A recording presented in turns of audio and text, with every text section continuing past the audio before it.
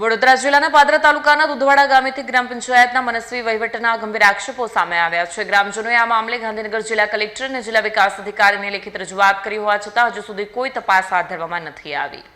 વડોદરા જિલ્લાના પાદરા તાલુકાના દુધવાડા ગામેથી ગ્રામ પંચાયતના મનસ્વી વહીવટના ગંભીર આક્ષેપો સામે આવ્યા છે. દુધવાડા ગ્રામજનોના આક્ષેપ છે કે ગામના સરપંચ ગામમાં રહેતા જ નથી. તેમનું કાયમી નિવાસસ્થાન વડોદરામાં છે. આ કારણે તેઓ ગામની એક પણ ગ્રામસભામાં હાજર નથી રહ્યા. સરપંચ ગામમાં દેખાતા જ નથી. ગ્રામસભા હોય તો પણ આવતા નથી. પછી ગામનો વિકાસ કેવી રીતે થાય? સાથે જ વિકાસના કામોમાં હલકી ગુણવત્તાનું મટીરિયલ વાપરીને લાખો રૂપિયાનો ભ્રષ્ટાચાર આચરવામાં આવ્યો હોવાનો પણ આક્ષેપ છે.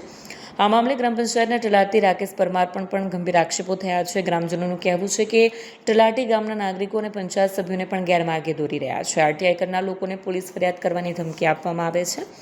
સાથે જ ગ્રામજનોએ આક્ષેપ કર્યો છે કે ગુજરાત સરકારના તારીખ 1/5/17ના ઠરાવ મુજબ SC/ST સમાજને ઘરથાળ માટે પ્લોટ ફાળવવાના હોવા છતાં ગ્રામસભામાં લેખિત રજૂઆત કરવા છતાં આજ દિન સુધી ઠરાવ કરવામાં નથી આવ્યો.